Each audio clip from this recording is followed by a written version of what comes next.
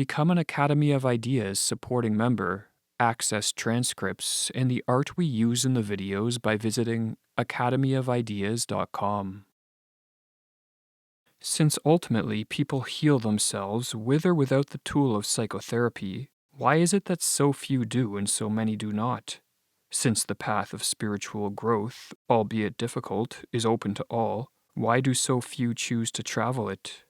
It was to this question that Christ was addressing himself when he said, "Many are called, but few are chosen." No matter the current state of our life or the problems we face, we all have the capacity for self-transformation, the ability to overcome our problems, and to move towards the ideal of peak psychological health. Yet most of us do not exercise this capacity. Rather, we leave our personal problems unsolved and stay stuck in a mediocrity that situates us far below our potential and places us at risk of mental illness. Why is this limiting life path the norm? In this video, drawing from the insights of the psychiatrist M. Scott Peck, we examine this question and explore how we can be one of the few who proceeds upon the path of personal growth, which Peck called the road less traveled. Life is difficult. This is a great truth, one of the greatest truths, writes Peck in The Road Less Traveled. Most do not fully see this truth that life is difficult. Instead, they moan more or less incessantly, noisily or subtly, about the enormity of their problems, their burdens, and their difficulties as if life were generally easy, as if life should be easy. Life is a series of problems. Do we want to moan about them or solve them? One of the primary marks of wisdom is the capacity to accept that life is difficult, problems inevitable, and suffering inescapable. A second mark of wisdom is the understanding that if we confront our problems and work to solve them, we will suffer, but it will be the type of suffering that is meaningful and promotive of personal growth. Many of us do not possess these marks of wisdom. Rather, we cling to the illusory hope that if only we can make enough money, meet the right person, or get the right job, then life will be easy. Many of us also try to evade our problems via a variety of avoidance tactics. We blame our problems on other people or social circumstances. We procrastinate, hoping our problems will disappear. We engage in self-deception and deny that we have problems, or we turn to alcohol, drugs, or compulsive technology use to escape awareness of our problems and to numb the suffering that accompanies them.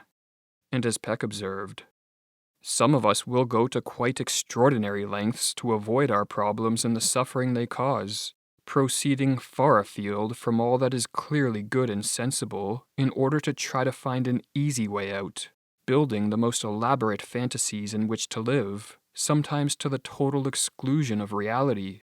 We attempt to skirt around problems rather than meet them head-on.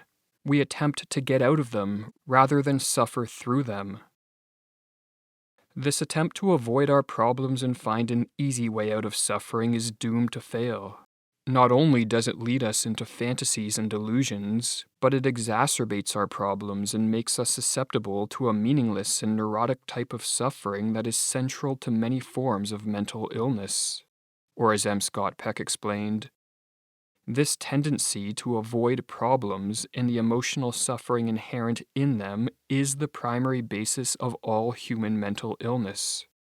In the succinctly elegant words of Carl Jung, neurosis is always a substitute for legitimate suffering.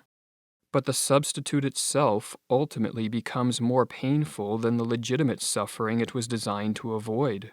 The neurosis itself becomes the biggest problem. True to form, many will then attempt to avoid this pain and this problem in turn, building layer upon layer of neurosis. When we avoid the legitimate suffering that results from dealing with our problems, we also avoid the growth that problems demand from us. It is for this reason that in chronic mental illness we stop growing. We become stuck. There is only one way out of the neurotic suffering of mental illness, and this is to endure the legitimate suffering that is part and parcel of accepting our problems and then actively working to solve them. To heighten our capacity to endure suffering, it is beneficial to remember that suffering is not our enemy, but the greatest of teachers. Those things that hurt instruct, as Benjamin Franklin put it, or as the ancient Greek tragedian Aeschylus observed 2,500 years ago. The gods have ordained a solemn decree that from suffering alone comes wisdom.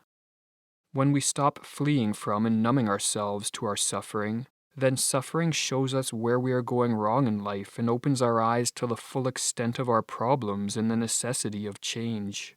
This is why M. Scott Peck labeled depression as a healthy symptom, which only becomes pathological when we try to suppress it and evade the life changes that its presence is calling for. Or as Peck explained, depressive symptoms are a sign to the suffering individual that all is not right with him or her and major adjustments need to be made. Depression is a normal and basically healthy phenomenon.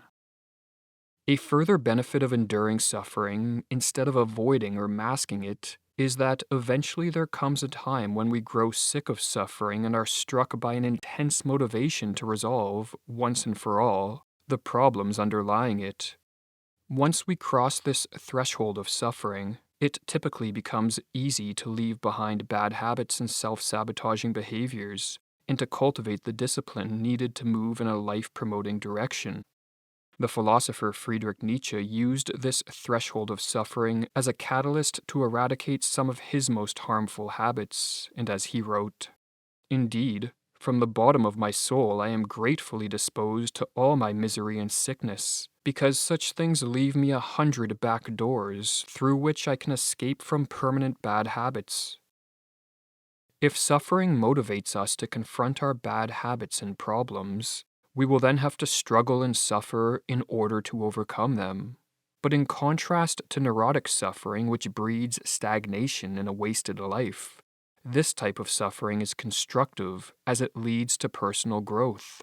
Or as Peck observed, it is through the pain of confronting and resolving problems that we learn. It is in this whole process of meeting and solving problems that life has its meaning. Problems call forth our courage and our wisdom. Indeed, they create our courage and our wisdom. It is only because of the pain of problems that we grow mentally and spiritually. It is because legitimate suffering is a great teacher and a spur to personal growth that M. Scott Peck observed that wise people learn not to dread, but actually to welcome problems, and actually to welcome the pain of problems.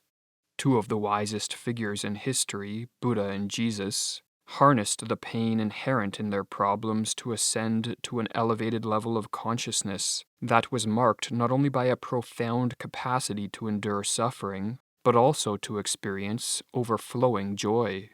Or as Peck explained, one measure, and perhaps the best measure, of a person's greatness is the capacity for suffering. Yet the great are also joyful. This, then, is the paradox.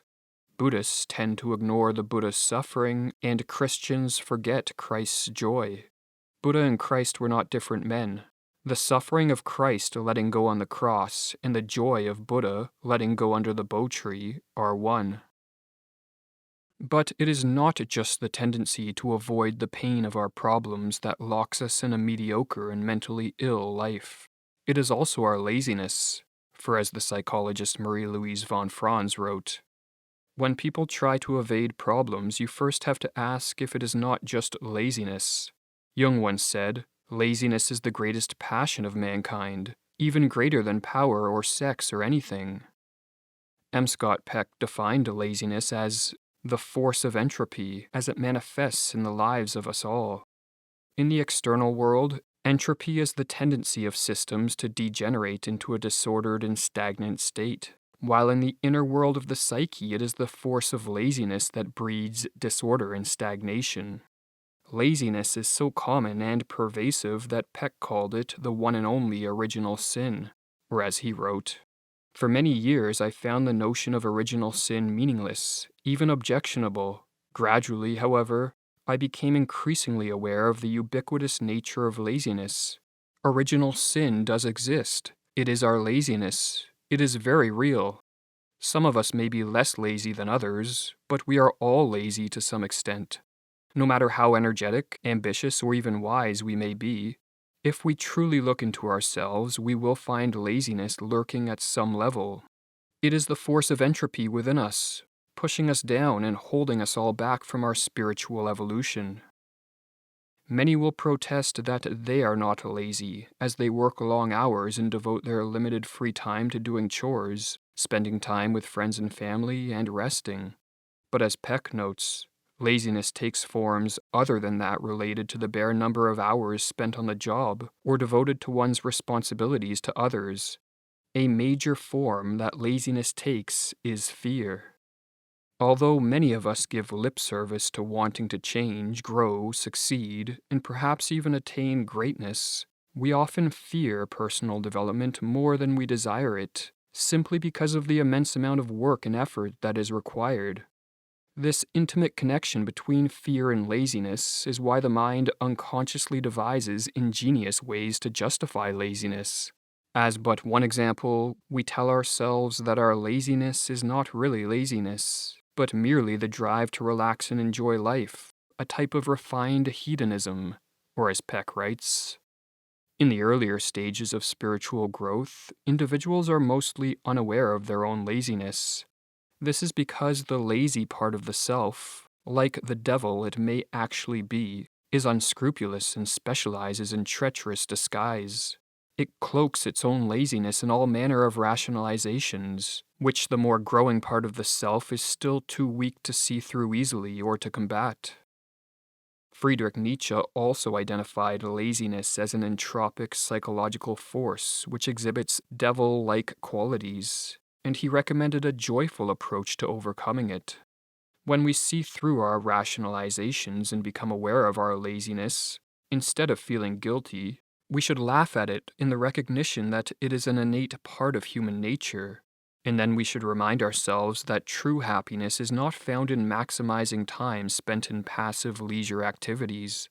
Rather, it is a byproduct of voluntary effort in the service of personal growth and meaningful goals. In Thus Spoke Zarathustra, Nietzsche called the entropic force of laziness the spirit of gravity, and as he wrote, "And when I saw my devil, I found him serious, thorough, profound, solemn. He was the spirit of gravity. Through him all things are ruined. Not by wrath, but by laughter do we slay. Come, let us slay the spirit of gravity. I learned to walk. Since then I have run. I have learned to fly. Since then I do not have to be pushed in order to move. Now I am nimble. Now I fly. Now I see myself under myself. Now a god dances within me." Enduring the legitimate suffering that accompanies confronting and solving personal problems, and exerting a joyful, self-willed effort in the quest to override the original sin of laziness, is the road less traveled, and the way to escape the mediocrity and mental illness that is so rampant in our age. Some may find this advice to be too general and desire a more specific and personalized plan for overcoming their problems, but as Peck cautions, there are many who, by virtue of their passivity, dependency, fear, and laziness, seek to be shown every inch of the way, and have it demonstrated to them that each step will be safe and worth their while. This cannot be done, for the journey of spiritual growth requires courage and initiative and independence of thought and action. While the words of the prophets are available, the journey must still be traveled alone. No teacher can carry you there. There are no preset formulas. Become an Academy of Ideas supporting member and access 82 videos exclusive to members, including our latest membership video titled, "Is Rapid Personality Transformation Possible? The Psychology of Quantum Change." Sign up for a membership at academyofideas.com/members.